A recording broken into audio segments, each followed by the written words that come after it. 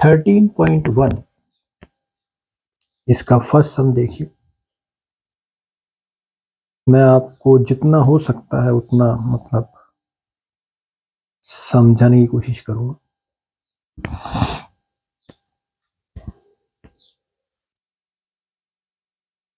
क्योंकि graph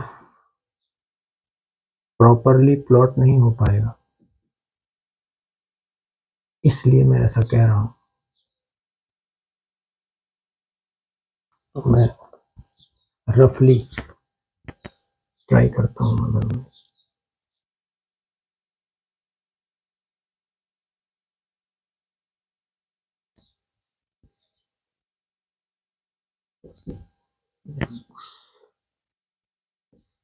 Y यहाँ आपको 9 से दिया है 3 4 5 1 2 3 4 5 6 7 9 10 11 12 1 2 3 ये AM, ये AM, ये AM, ये 12 नून और उसके बाद ये PM, ये PM और ये PM। और यहाँ स्टार्टिंग में नॉट टू स्केल है,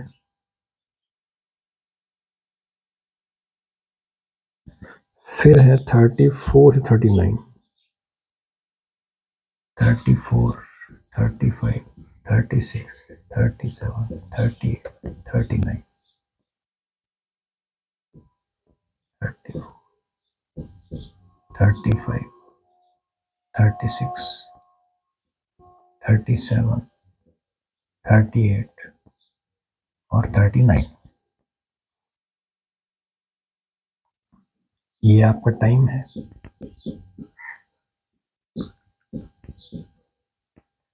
और इधर आपका टेम्परेचर है।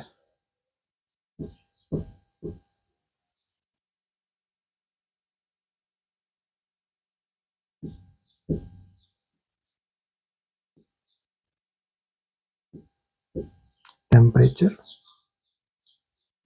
इन डिग्री सेल्सियस इस तरह से।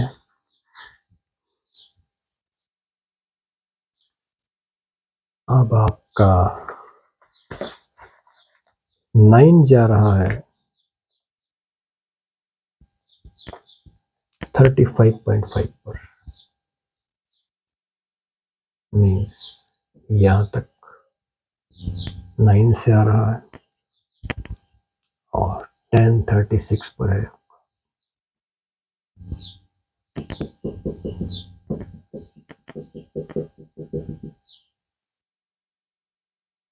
इलेवन 39 पर है। 11 आपका 39 पर है।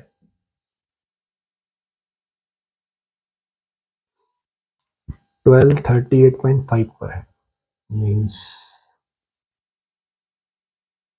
ये 12 हो गया। 1 36.5 पर है, ये हो गया 1 से 2 तक स्ट्रेट है आपका, और 2 से 3 फिर 37 पर है। तो इस तरह का ये आपका एक ग्राफ है। इन पॉइंट्स को हम मिलाते हैं और फिर हम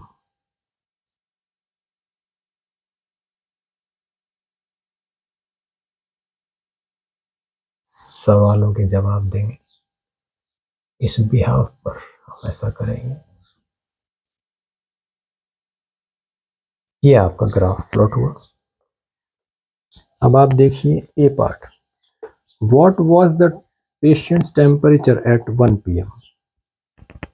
तो 1 PM पर टेम्परेचर जो है वो आपका ये इस तरह से आएगा 36 और 37 के बीच यहाँ पर ये आपका है 36.5। तो फर्स्ट का आंसर होगा आपका मीन्स ए का 36.5 degree Celsius. B part says when was the patient's temperature 38.5 degree Celsius. 38.5 ये रहा आपका, और ये आपका जो है मैच हो रहा है जाकर के यहाँ पर, एंड ये हमने बनाया था 12 नून के लिए। तो बी पार्ट का आंसर हम लिख देंगे 12 नून।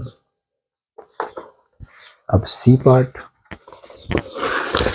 the patient's temperature was the same 2 times during the period given.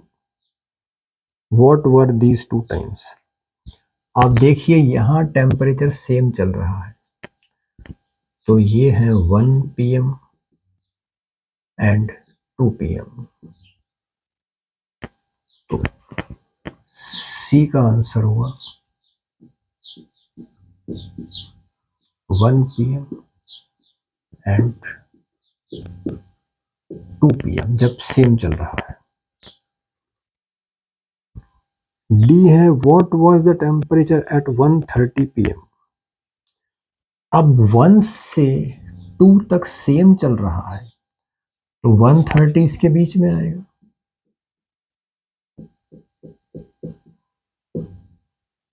ये 1:30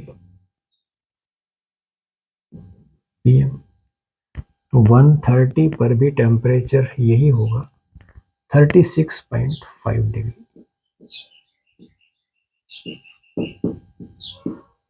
सेल्सियस। और E part says during which periods did the patients temperature showed an upward trend. मतलब ऊपर की तरफ कब कब जा रहा है, तो आप देखिए 9 to 10, 10 to 11 और 2 to 3। तो हम पार्ट ई का आंसर लिखेंगे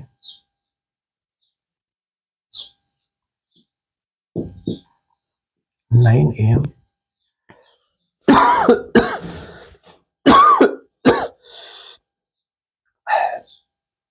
sorry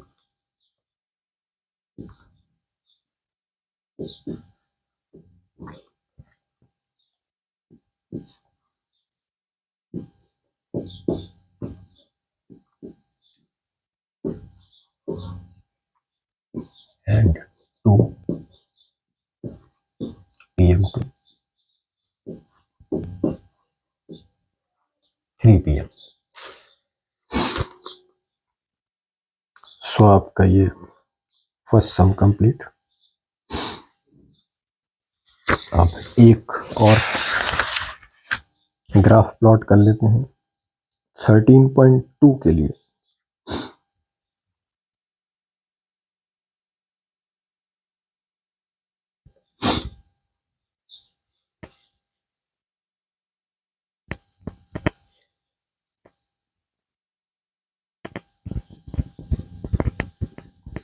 It will be your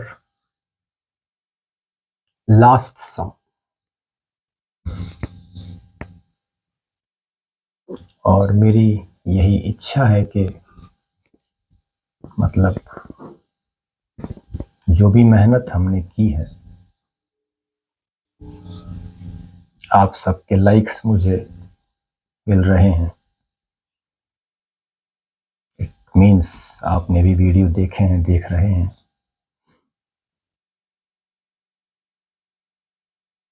तो ये सब मेहनत बेकार नहीं जानी चाहिए।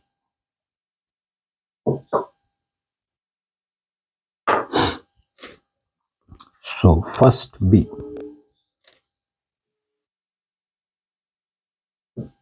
of 13.2 यहाँ आपको एक ग्राफ प्लॉट करना है, distance travelled by a car.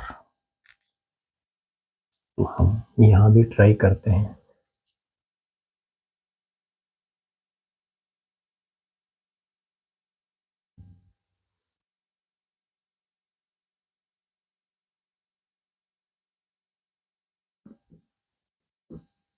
X Y,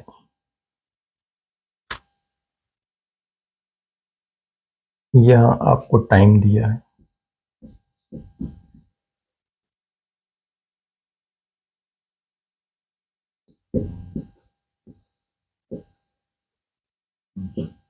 in hours. तो हमने लिया 6, 7, 8 और 9।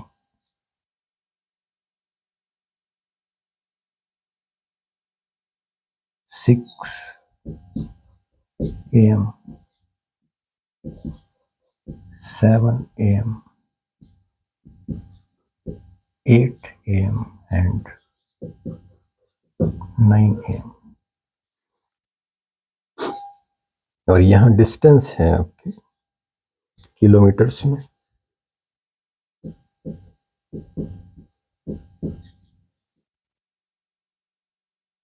डिस्टेंस इन किलोमीटर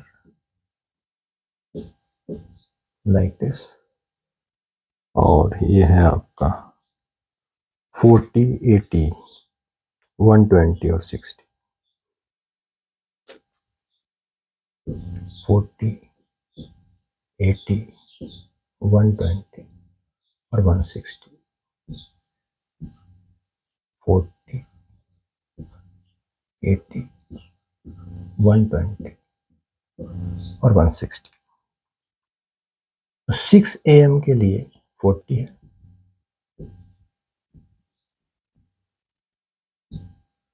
7 के लिए 80 है,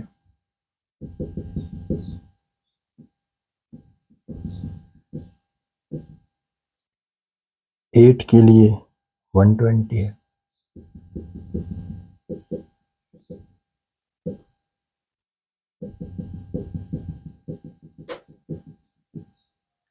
और 9 के लिए 160 है।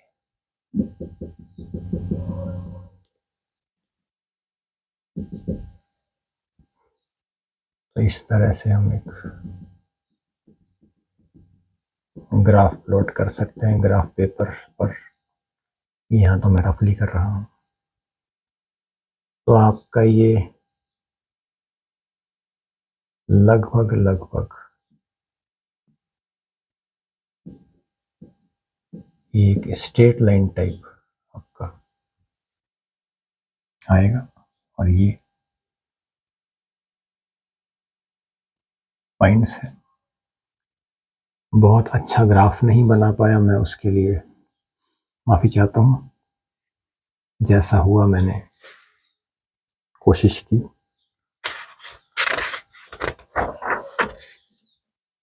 अब फर्स्ट में आपसे पूछा गया है कि how much distance did the car cover during the period 7:30 AM to 8 AM। तो 7:30 AM यहाँ आएगा।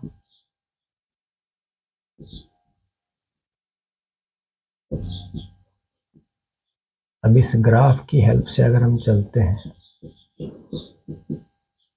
तो डिस्टेंस जो है वो यहाँ आपकी ग्राफ पेपर पर एग्जैक्टली 100 आ जाएगी। तो 7:30 से 8 AM के बीच में जो डिस्टेंस कवर करी वो आपकी मतलब 120 माइनस 100 इक्वल टू 20 किलोमीटर्स। तो हम लिखेंगे बी का फर्स्ट पार्ट एक सेपरेशन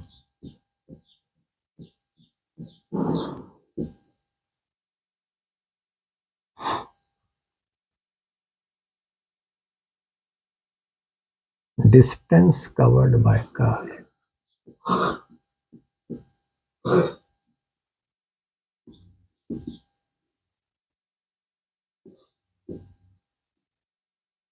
By car during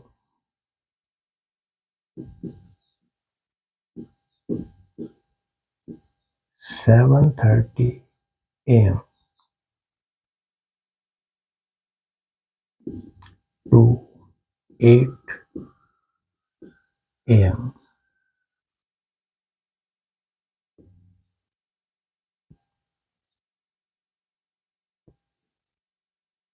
हम लिखेंगे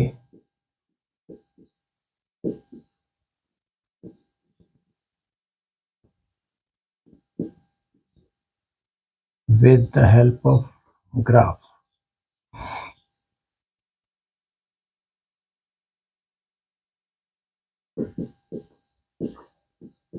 Distance is equal to 120 minus 100 is equal to 20 kilometers. ये फर्स्ट का आंसर हुआ आपका। और सेकंड में आपसे पूछा गया है what was the time when the car had covered a distance of 100 kilometres since it's start. 100 kilometres पर उसका टाइम क्या था? तो हम यहां से आए थे तो हम 100 तक ही पहुंचे थे, तो 100 का टाइम 7:30 AM आना चाहिए। So we write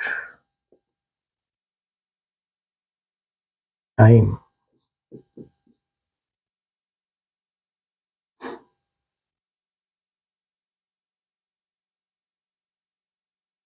तो लेंदी बहुत हो जाएगा, लंबा हो जाएगा। टाइम